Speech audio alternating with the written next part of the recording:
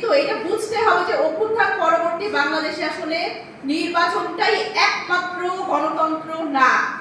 দেখেন আমাদের সামনে আছে বিচার, আওয়ামী লীগের বিচার। আওয়ামী লীগের বিচার চান না বাংলাদেশের কোন রাজনৈতিক দল। এবং আমি যদি বলি বাংলাদেশের আপামর জনগণ যারা 5 তারিখে এই ফ্যাসিবাদকে পতিত করেছে, একটা সরকারকে পতিত করেছে এবং হাসিনাকে পালিয়ে যেতে বাধ্য করেছে, তাদের মধ্যে কোনো অনৈক্য আছে? হাসিনার ব্যাপারে কোনো অনৈক্য আছে কিনা? হাসিনার বিচার চান না বাংলাদেশে এমন কোনো মানুষ আছে কিনা? বাংলাদেশে এমন কোনো মানুষ নাই, এমন কোনো রাজনৈতিক দল নাই।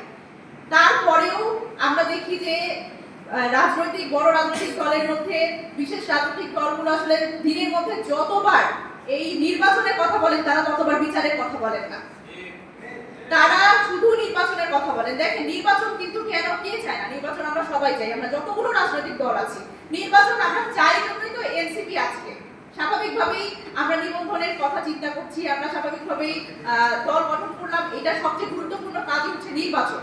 দল গঠন তো আমরা করলাম এই কারণে। সুতরাং অনেকেই আমাদের বিতর্কিত করতে চান যে আমরা আসলে নির্বাচন চাই না বা নির্বাচন পেছানোর কথা বলি। প্রধান উপদেষ্টা স্পষ্টভাবেই বলেছেন যে নির্বাচন ডিসেম্বর থেকে জুনের মধ্যে করার একটা পরিকল্পনা আছে, আমাদের এই ক্ষেত্রে কোনো দ্বিমত নাই। কিন্তু এটা বুঝতে হবে যে অভ্যুত্থান পরবর্তী বাংলাদেশে আসলে নির্বাচনটাই একমাত্র গণতন্ত্র না।